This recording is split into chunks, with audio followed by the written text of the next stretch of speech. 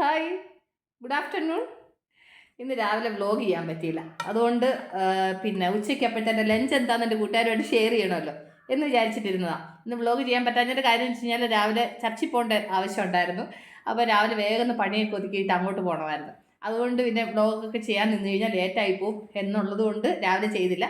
അപ്പോൾ എന്നാലും ഉച്ചയ്ക്ക് ഞാൻ എന്താ ഇന്ന് ലഞ്ചിന് ഉണ്ടാക്കിയെന്നുള്ളത് എൻ്റെ കൂട്ടുകാരോട് പറയാമെന്ന് വിചാരിച്ചിട്ടാണ്. അപ്പോൾ ലഞ്ച് കഴിക്കാനായിരുന്നു ഞാൻ ഇങ്ങനെ ലഞ്ചൊക്കെ എടുത്തോണ്ടിരുന്നത് കേട്ടോ. അപ്പോൾ ഇന്നത്തെ എൻ്റെ ലഞ്ച് ചോറ് എപ്പോഴും പറയുന്നത് പോലെ നല്ല ചുവന്നരി ചോറ്. പിന്നെ ഞാനൊന്ന് ചോറ് ചൂടാക്കി കേട്ടോ. കാരണം ശരിക്ക് പനി വന്നത് അങ്ങോട്ട് ശരിക്ക് അങ്ങോട്ട് മാറുന്നില്ല. അതെന്താണെന്നുള്ളത് മനസ്സിലാവുന്നില്ല. ഒരു വല്ലാത്തൊരു അസ്വസ്ഥതകൾ. അപ്പോൾ ഞാനാണെങ്കിൽ ചോറ് ഇച്ചിരി ഒന്ന് തണുത്തി അതൊന്ന് ചൂടൊക്കെ ആക്കിയിട്ട് ചൂട് ചോറാണ് എടുത്ത കേട്ടോ.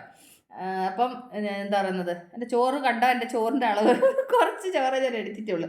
ഓക്കെ, അപ്പം പിന്നെ ചോറെടുത്തു. അത് കഴിഞ്ഞ് കറി എന്താണെന്നറിയാം കൂട്ടുകാർക്ക്. ആക്ച്വലി ഇന്ന് കറി വെച്ചത് ഉരുളൻകിഴങ്ങ് മസാലക്കറിയാണ് വെച്ചത്. ഉരുളൻകിഴങ്ങ് മസാലക്കറി വെക്കാൻ എൻ്റെ കൂട്ടുകാർക്ക് അറിയാമോ? ഞാനിതൊന്ന് കുക്കറിനകത്ത് വേവിച്ചത് കൊണ്ട് അത് ഇച്ചിരി നന്നായിട്ടൊന്ന് വെന്തൊന്ന് ഉടഞ്ഞ് ഒന്ന് സ്മാഷ് ആയിട്ടുണ്ട്. സിമ്പിളായിട്ട് പറഞ്ഞു തരാം. ഉള്ളി, ഉരുളൻകിഴങ്ങ്, പച്ചമുളക്, തക്കാളി, ഇത് ഇത്രയാണ് വഴറ്റാനെടുത്തത്. ആദ്യം എണ്ണ ഒഴിച്ചു. അതിനകത്ത് പ്രത്യേകം ശ്രദ്ധിക്കേണ്ടുന്നത്, ഇങ്ങനത്തുള്ള തീയലുകൾ വെക്കുമ്പോൾ വെളിച്ചെണ്ണ ഉപയോഗിക്കാൻ ശ്രദ്ധിക്കുക.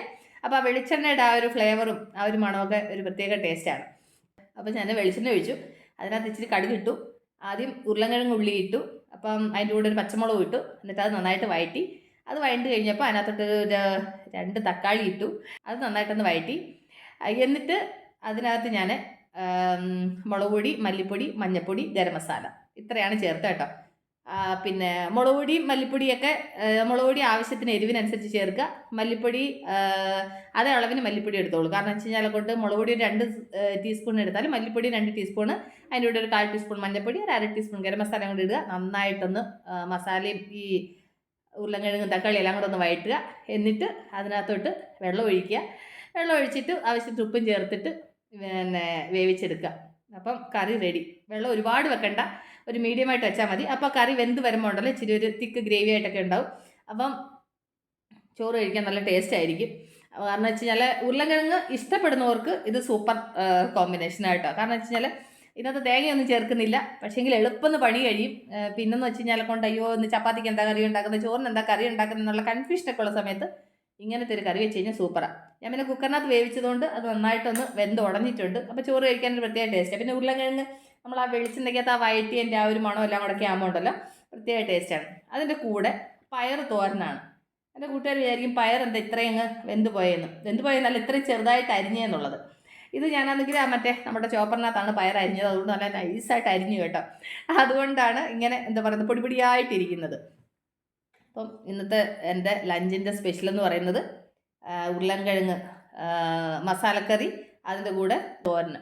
അതിൻ്റെ കൂട്ടത്തിൽ ഞാൻ ഇന്നിച്ചിരി അച്ചാർ എടുത്തിട്ടുണ്ട്. ഞാൻ ഇച്ചിരി അച്ചാർ അങ്ങനെ കുറവാണ് യൂസ് ചെയ്യുന്നത്. എനിക്ക് അങ്ങനെ അച്ചാറിനോട് വലിയ താല്പര്യമില്ല. പക്ഷേ ഇങ്ങനെയുള്ളൊരു തീയലിൻ്റെ കൂടെ ഇച്ചിരി അച്ചാറാവട്ടെ എന്ന് വിചാരിച്ചിട്ട് നമ്മുടെ ലൗലോലിക്ക അച്ചാർ. അപ്പോൾ ഞാൻ അന്ന് ഇത്ര അച്ചാറുണ്ടായിരുന്നു. അപ്പോൾ അത് ഞാൻ ഇച്ചിരി ഇതിൻ്റെ കൂടെ എടുക്കാമെന്ന് വിചാരിച്ചു. അപ്പോൾ ആ ഒരു പനിയുടെ ഇതൊക്കെ ഉള്ളതുകൊണ്ടുണ്ടല്ലോ ആ നെല്ലിക്കയും കൂടെ ഒക്കെ കഴിക്കുമ്പം, നെല്ലിക്ക മീൻസ് അച്ചാറൂടൊക്കെ കഴിക്കുമ്പോൾ നമുക്ക് വായിക്കൊരു ടേസ്റ്റ് കിട്ടുമല്ലോ എന്ന് വിചാരിച്ചിട്ടാണ് എടുത്തത്. ഞാൻ എപ്പോഴും വിചാരിക്കാറുണ്ട് ഈ കറി ചപ്പാത്തിക്കൊക്കെ ശരിയാവത്തുള്ളൂ, ചോറിന് അത്ര അങ്ങോട്ട് ശരിയാവത്തില്ലെന്നാണ് വിചാരിച്ചത്. പക്ഷേ എങ്കിലല്ല, ചോറിൻ്റെ കൂടെ സൂപ്പർ ടേസ്റ്റ് കേട്ടോ. കറി എന്താ വെക്കുന്നതെന്നൊക്കെയുള്ള കൺഫ്യൂഷൻ വരുന്ന സമയത്ത് എൻ്റെ കൂട്ടുകാർ ഇതൊന്ന് ട്രൈ ചെയ്ത് നോക്കൂ. കിടു ടേസ്റ്റാണ്, നന്നായിട്ടുണ്ട്. ഞാൻ കിടു ടേസ്റ്റാന്ന് പറയുമ്പോൾ എല്ലാവരും എന്നെ കളിയാക്കാറുണ്ട്. പക്ഷേങ്കിൽ ഇത് ഞാൻ സത്യമായിട്ട് പറഞ്ഞ കാര്യമാണ്. അപ്പോൾ അതിൻ്റെ കൂടെ നമുക്ക് ഇച്ചിരി തോരനും പിന്നെ അതിൻ്റെ കൂടി അച്ചാറൊക്കെ ഒന്ന് മിക്സ് ചെയ്തിട്ട് അതൊക്കെ ഒന്ന് കുഴച്ച് നമ്മൾ കഴിക്കുമ്പോൾ ഉണ്ടല്ലോ ഒരു പ്രത്യേക ടേസ്റ്റാണ്. ഈ സംഭവം ടേസ്റ്റ് ഉണ്ടോ ഇല്ല എന്നുള്ളത് എൻ്റെ മുഖത്ത് നോക്കുമ്പോൾ അറിയാം. കാരണം ഞാനത് നല്ല സന്തോഷത്തോടല്ലേ കഴിക്കുന്നത്. അപ്പോൾ നല്ല ടേസ്റ്റ് ഉണ്ടായതുകൊണ്ടാണ് അങ്ങനെ കഴിക്കുന്നത്. സംഭവം സൂപ്പറാണ്. ഇന്ന് ഇറച്ചി മീനൊന്നും ഇല്ല കേട്ടോ, എല്ലാം പിന്നെ കാലിയാണ്. അപ്പോൾ അതുകൊണ്ട് ഇന്ന് പച്ചക്കറിയിലാണ് നമ്മളിന്ന് ഒപ്പിച്ചേക്കുന്നത്. അപ്പം എൻ്റെ ലഞ്ചിന് ഇതാണ്. അപ്പം എൻ്റെ കൂട്ടുകാർക്ക് ഇന്ന് എന്താ ലഞ്ചിന് സ്പെഷ്യൽ എന്നുള്ളത് കമൻറ്റ് ചെയ്യാം. പിന്നെ പയറുതോരൻ എല്ലാവരും വെക്കുന്നതല്ലേ, പയറുതോരന് അതിനകത്ത് ഞാൻ ഉള്ളി പച്ചമുളകും പയറും കൂടെ അരിഞ്ഞു. അതിനകത്ത് പിന്നെ തേങ്ങ തിരികെ ഇട്ടു, ഇച്ചിരി മഞ്ഞൾപ്പൊടി ഇട്ടു, ഉപ്പിട്ടു. ഇളക്കി അവസാനം ലാസ്റ്റ് വെച്ച് പച്ച വെളിച്ചെണ്ണ ഒഴിച്ചു. അങ്ങനെയാണ് ഞാൻ പയറുതോരൻ വെച്ചത്. വെള്ളം ഒരുപാട് വെച്ചില്ല, കുറച്ച് വെള്ളം വെച്ചിട്ടാണ് ഇത് ചെയ്തത്. കാരണം വെച്ച് കഴിഞ്ഞാൽ ഇത് പയർ നന്നായിട്ട് ചെറുതായിട്ട് പൊടിയായിട്ട് അരിഞ്ഞ് കിട്ടിയതുകൊണ്ട് ഒരുപാട് വെള്ളമൊന്നും വെച്ച് വേവിക്കേണ്ട ആവശ്യം വന്നില്ല. കുറച്ച് വെള്ളം വെച്ചിട്ടൊക്കെ വേവിച്ചെടുത്തു. അപ്പം പിന്നെ എന്താ, അപ്പോൾ ഇതൊക്കെയാണ് ഇന്നത്തെ എൻ്റെ ലഞ്ചിൻ്റെ വിശേഷങ്ങൾ. രാവിലെ ഇത് വീഡിയോ ഒന്നും ചെയ്യാൻ പറ്റിയില്ല. അപ്പോൾ ഇതിനെ പറ്റിയൊരു ചെറിയൊരു എക്സ്പ്ലനേഷനും കാര്യങ്ങളൊക്കെ തന്ന് ചെറിയ വിശേഷങ്ങളൊക്കെ എൻ്റെ കൂട്ടുകാരായിട്ടൊന്ന് പങ്കുവെച്ച് ഞാൻ ഊണ് കഴിക്കാമെന്ന് വിചാരിച്ച് അങ്ങനെ കുറച്ച് കുശലം പറയാമെന്ന് വിചാരിച്ച് വന്നതാട്ടോ. അപ്പോൾ എൻ്റെ കൂട്ടുകാരെല്ലാവരും ഊണ് കഴിച്ചാണെന്ന് വിശ്വസിക്കുന്നു. കഴിച്ചിട്ടില്ലെന്നുണ്ടെങ്കിൽ കഴിക്കുക. കാരണം ഇപ്പോൾ 1:45 ആയി ടൈം.